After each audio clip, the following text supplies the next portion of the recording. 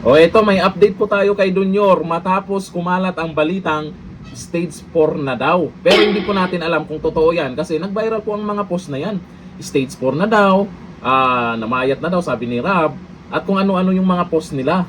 Ang sabi, fake news daw yan. Mag-ingat po tayo dyan sa mga kumakalat po ngayon na fake news kasi pwede po kayong kasuhan. O ayon po dito sa balita ngayon, buhay na buhay sa Pasko ng pagkabuhay. Buhay na buhay naman pala. Umani ng matinding usapan sa social media ang Easter greeting na ibinahagi sa official Facebook page ni Pangulong Bongbong Marcos Jr.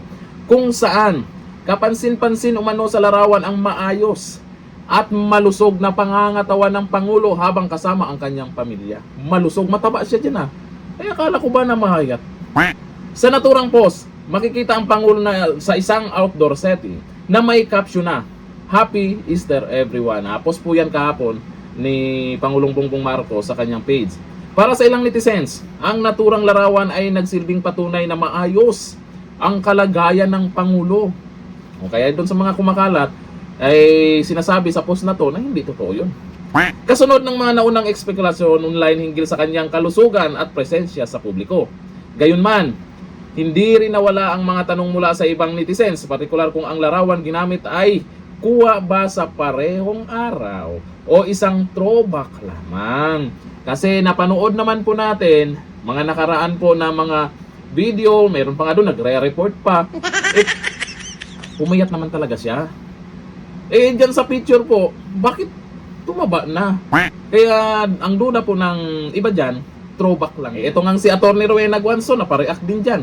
Ang sabi niya, throwback picture ang nilabas nasaan ang vlog sa Easter Sunday. Yun ang hinahanap po ngayon ng karamihan. Kung talagang hindi totoo yung kumakalat na may stage 4 daw at kung ano-ano pa. Di natin alam kung sino yung unang nagpost niyan tungkol sa stage 4. Pero may napanood po akong video. Video po ni Eloy Bugres ba yun? O Eloy Bugres na kung saan sinabi din niya na ganun nga daw. Hindi natin alam kung totoo. Hintayin po natin sa mga susunod na araw kung ano yung paliwanag ni Auntie Claire. O ayon po dito sa mga nagkomento tungkol po sa picture na yan. Nag-viral din po ang picture na yan. Nakakalain mo ganyan lang nag-post na ganyan, nag-viral. Kasi maraming mga nagko-comment, throwback yan. Hindi yan yung totoo. Kasi yung huling video na napanood nila si Dunyor ay talagang pumayat. Kasi totoo namang nagkasakit. Sinabi na rin po ni Senator Amy Marcos, sinabi na rin po nila kung ano yung sakit ng Pangulo. Pero yung kalagayan niya ngayon, hindi natin alam kung ano yung katotohanan. Ayon dito sa mga nagkomento, sabi ni Sally Salcedo, throwback uli, mataba pa si BBM dyan.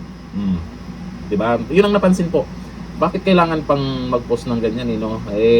Kung talagang hindi niya niloloko yung mga tao sa mga post nila, sa mga post pa lang ay mag-post ng ano dapat. Depende yan sa kanila. Sabi ni Solo Samar, matagal na yung picture nyo. Sabi ni Mike Jabber, lumang picture na ata ito, may laman pa si BBM at si Lisa. Ayan, nalata naman po.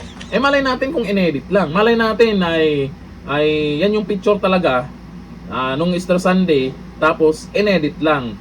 Alam mo naman ngayon ay napaka high-tech na po ngayon pagdating sa mga picture-picture, pwedeng pagandahin, pwedeng patabain. Malay natin inedit lang. Pero ano kaya ang katotohanan? Tungkol po sa balay-baletang stage 4 na daw. Totoo kaya yun? Ano sa tingin nyo? Comment tayo dyan. Hanggang dito na lang. Thank you. Bye-bye.